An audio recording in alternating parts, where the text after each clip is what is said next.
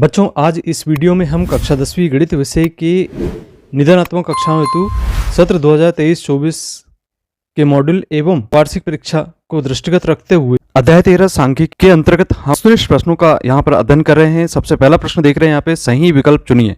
पहला प्रश्न है, ऐसा परीक्षण जिसकी बारंबारता अधिकतम होती है कहलाता है, तो इसे हम बहुलक के नाम से जानते हैं। जिसकी सबसे ज्यादा बारंबारता या आवृत्ति होती है उसे हम बहुलक के नाम से जानते हैं। दूसरा प्रश्न है, केंद्रीय प्रवृत्ति का ऐसा मापक है जो आंकड़ों में सबसे बीच का मान देता है, तो इसे हम कहते हैं माध्यक।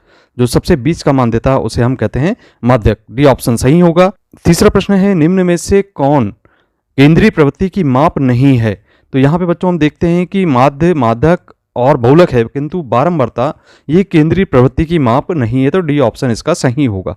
इसके बाद आइए चौथा प्रश्न देख रहे हैं, निम्न में से कौन केंद्रीय प्रवृत्ति की माप है?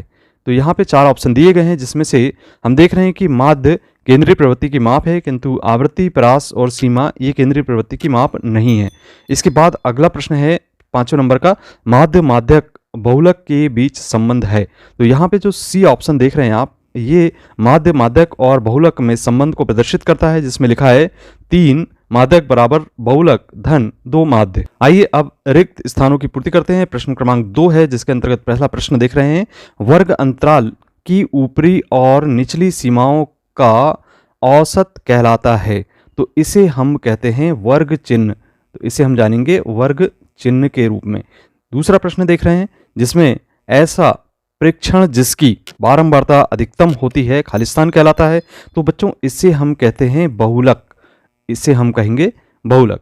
तीसरा प्रश्न, जिसमें खालिस्तान दिया गया है, केंद्रीय प्रवृत्ति का ऐसा मापक है जो आंकड़ों में सबसे बीच का मान देता है। अभी हमने देखा था ऊपर, इसे हम कहते हैं माध्यक। और चौथा प्रश्न जैसा कि हम देख रहे हैं, 3 माध्यक बराबर बहुलक धन 2, तो यहां पर आएगा माध्य। इसके आंसर होंगे ये। अब चलिए बात करते हैं प्रश्न क्रमांक 3 की, जिसमें हम देख रहे हैं एक शब्द अथवा वाक्य में उत्तर देना है। तो पहला प्रश्न है, 2 4 8 7 5 4 9 6 7 1 7 का बहुलक होगा।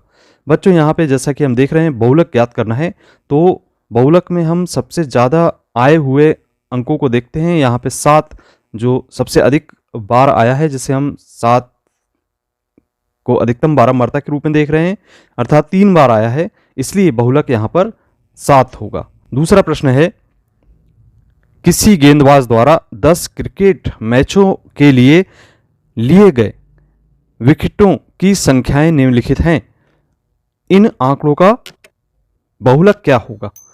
बच्चों यहाँ पे 2 की बारंबारता सबसे अधिक है, 2 यहाँ पर चूंकि 3 बार आ रहा है और 2 ही यहाँ पे इसका बहुलक कहलाएगा। तो बच्चों ये थे आपके अध्याय 13 सांख्यिकी के अंतर्गत वस्तुनिष्ठ प्रश्न।